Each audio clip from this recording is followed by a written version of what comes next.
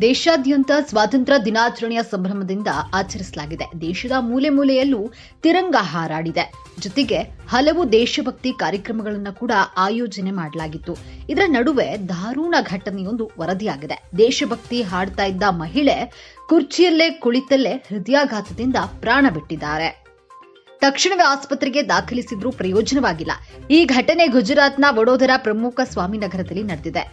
ವೃಕ್ಷ ಮಿತ್ರ ಸಂಸ್ಥೆ ವಿಶೇಷ ಕಾರ್ಯಕ್ರಮ ಆಯೋಜಿಸಿತ್ತು. ಈ ಕಾರ್ಯಕ್ರಮದಲ್ಲಿ ಭಾರತ ಸ್ವಾತಂತ್ರ್ಯ ಹೋರಾಟ, ದೇಶಭಕ್ತಿ ಕುರಿತು ಘಟನೆಗಳು, ಗೀತೆಗಳು ಸೇರಿದಂತೆ ಹಲವು ಭಿನ್ನ ಕಾರ್ಯಕ್ರಮಗಳನ್ನು ಆಯೋಜನೆ ಮಾಡಲಾಗಿತ್ತು. ಆಹ್ವಾನದ ಮೇರೆಗೆ ಈ ಕಾರ್ಯಕ್ರಮದಲ್ಲಿ ಪಾಲ್ಗೊಂಡ ಗಾಯಕಿ ಆರತಿ ಬೆನ್ ರಾಥೋಡ್ ಎಲ್ಲರ ಜೊತೆ ಸಂಭ್ರಮಿಸಿದ್ದಾರೆ. ಇತರ ಸಾಂಸ್ಕೃತಿಕ ಕಾರ್ಯಕ್ರಮಗಳ ನಡುವೆ ಆರತಿ ಬೆನ್ ದೇಶಭಕ್ತಿ ಗೀತೆ ಕಾರ್ಯಕ್ರಮ ಆರಂಭಗೊಂಡಿತು.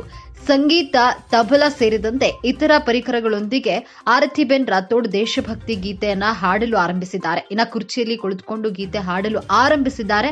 ಆದ್ರೆ ಕೆಲ ಹೊತ್ತಲೇ ಆರತಿ ಬೆನ್ ರಾಥೋಡ್ಗೆ ತೀವ್ರ ಹೃದಯಾಘಾತವಾಗಿದೆ. ಕೈಯಲ್ಲಿದ್ದ ಮೈಕ್ ಕೆಳಗೆ ಬಿದ್ದಿದೆ. ಆರತಿ ಬೆನ್ ಕೂಡ ಕುಸಿದಿದ್ದಾರೆ. ಆದ್ರೆ ಕೆಳಗೆ ಬಿದ್ದಿಲ್ಲ, ಕುರ್ಚಿಯಲ್ಲಿಯೇ ಪ್ರಾಣ ಬಿಟ್ಟಿದ್ದಾರೆ. ನೆರೆದಿದ್ದ ಆಯೋಜಕರು, ಇತರ ಸಿಬ್ಬಂದಿಗಳು ತಕ್ಷಣವೇ ಆಗಮಿಸಿ ವಾಹನದಲ್ಲಿ ಆರತಿರವರನ್ನ ಸ್ಥಳೀಯ ಆಸ್ಪತ್ರೆಗೆ ದಾಖಲಿಸಿದ್ದಾರೆ. ಆದರೆ ಪ್ರಯೋಜನ ಆಗಿಲ್ಲ. ತಪಾಸಣೆ ನಡೆಸಿದ ವೈದ್ಯರು ಹೃದಯಾಘಾತದಿಂದ ಮೃತಪಟ್ಟಿರುವುದಾಗಿ ಖಚಿತಪಡಿಸಿದ್ದಾರೆ. ಈ ವಿಡಿಯೋ ಈಗ ಸಾಮಾಜಿಕ ಜಾಲತಾಣದಲ್ಲಿ ವೈರಲ್ ಆಗ್ತಾ ಇದೆ.